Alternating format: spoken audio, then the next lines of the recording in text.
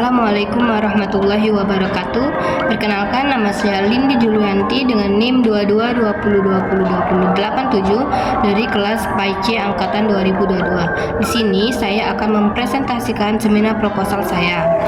Adapun judul penelitian saya adalah pengaruh durasi tidur malam terhadap kemampuan menghafal Al-Quran Juz 30 di waktu subuh pada mahasantri Putri Mahat Al-Jamiah UIN Raden Fatah Palembang. Adapun variabel penelitian di penelitian saya ini ada dua. Yang pertama yaitu variabel X-nya adalah variabel bebasnya adalah pengaruh durasi tidur malam. Sedangkan variabel terikatnya atau variabel Y-nya adalah kemampuan menghafal Al-Quran Juz 30 di waktu subuh. Latar belakang penelitian saya ini yang pertama yaitu kurangnya waktu tidur malam untuk menyetorkan hafalan Al-Quran di waktu subuh. Dan selanjutnya yaitu waktu tidur malam yang maksimal bagi mahasantri menghafal Al-Quran dan bagi mahasiswa. Yang ketiga yaitu banyaknya mahasantri yang belum lancar dalam membaca Al-Quran. Yang keempat yaitu banyaknya mahasantri yang belum bisa menyesuaikan hafalan dengan ilmu tajwid yang telah dipelajari. Dan yang kelima yaitu mahasantri sering mengantuk karena bosan dalam belajar tajwid. Dan keenam yaitu metode menghafal yang efektif dalam menghafal. Dan yang ketujuh yaitu mahasantri malas mengikuti kegiatan menghafal Al-Quran di waktu subuh. Rumusan masalah dalam penelitian saya yang pertama yaitu bagaimana durasi tidur malam pada mahasantri Putri Mahat Al-Jamiah UIN Raden Fatah Palembang. Yang kedua, apa saja metode yang digunakan dalam menghafal Al-Quran yang efektif untuk meningkatkan kemampuan menghafal. Dan yang ketiga adalah apakah terdapat pengaruh yang signifikan antara durasi tidur malam dengan kemampuan menghafal Al-Quran di waktu subuh.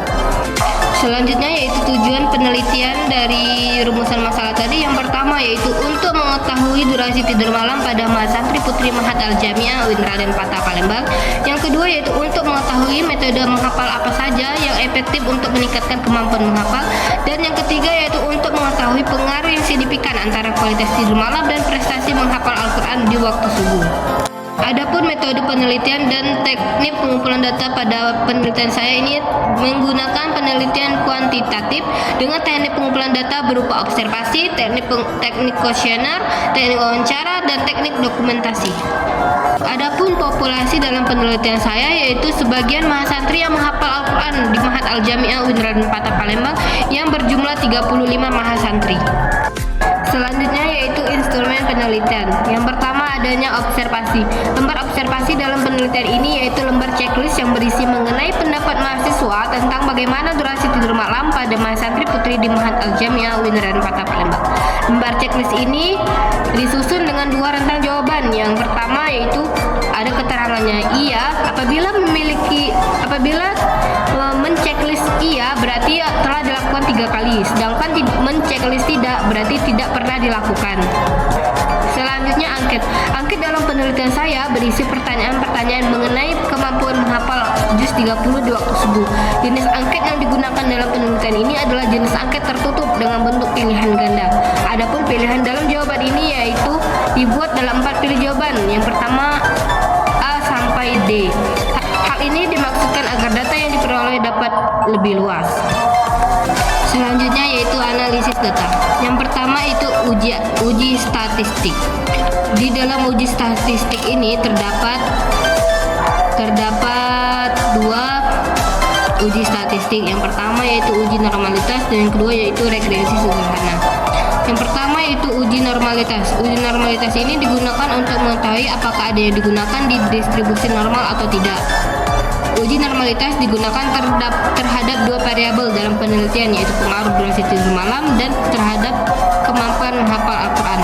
Syarat untuk menggunakan analisis data dengan regresi sederhana tersebut harus di distribusi normal. Uji normalitas menggunakan SPSS 16. Yang kedua yaitu regresi sederhana menggunakan rumus Y sama dengan A ditambah B X keterangan, Y variabel kriterium, A bilangan konstan, dan B koefisien arah regresi linear, X variabel prediktor, dan N jumlah populasi. Selanjutnya analisis data menggunakan metode deskriptif presentatif. Yang pertama yaitu tahap persiapan, yang kedua yaitu tahap scoring, yang ketiga yaitu menentukan parameter variabel durasi tidur, dan yang keempat yaitu menentukan parameter variabel kemampuan menghafal Al-Quran Juz 30 di waktu subuh. Yang terakhir yaitu sistematika penulisan skripsi. Yang pertama pada bagian awal yaitu terdiri atas halaman judul, halaman nota pembimbing, lembar pengesahan, pernyataan keaslian skripsi, halaman moto dan persembahan, kata pengantar, daftar isi, halaman daftar gambar, halaman daftar tabel, dan abstrak. Yang kedua yaitu bagian isi. Pada bab 1 ini, bagian ini terdiri atas latar belakang masalah, identifikasi masalah, penegasan istilah, perumusan masalah, tujuan penelitian, manfaat penelitian, dan sistematika penulisan skripsi. Bab kedua yaitu meliputi landasan teori. Yang pertama kajian pustaka, yang kedua kajian teori. Di dalam kajian teori terdapat 3 kajian teorinya. Yang pertama yaitu mendeskripsikan umum tidur dan kualitasnya. Yang kedua yaitu hubungan tidur dengan kemampuan menghafal, dan yang ketiga yaitu pengaruh yang signifikan antara durasi tidur malam dengan kemampuan menghafal Al-Quran. Bab ketiga yaitu metode penelitian meliputi pelaksanaan dan waktu penelitian, jenis penelitian, populasi penelitian, variabel penelitian, teknik pengumpulan data, instrumen penelitian, validitas dan reliabilitas instrumen, teknik analisis data. Dan bab keempat yaitu analisis hasil penelitian meliputi deskripsi umum daerah penelitian, data khusus angket dan observasi tentang penerapan pengaruh durasi tidur malam terhadap kemampuan menghafal Al-Quran juz 32 tersebut, dan yang terakhir yaitu pembahasan. Bab kelima yaitu bab penutup yang terdiri atas kesimpulan, saran-saran, dan kata penutup. Sekian presentasi dari saya akhiri. Wassalamualaikum warahmatullahi wabarakatuh.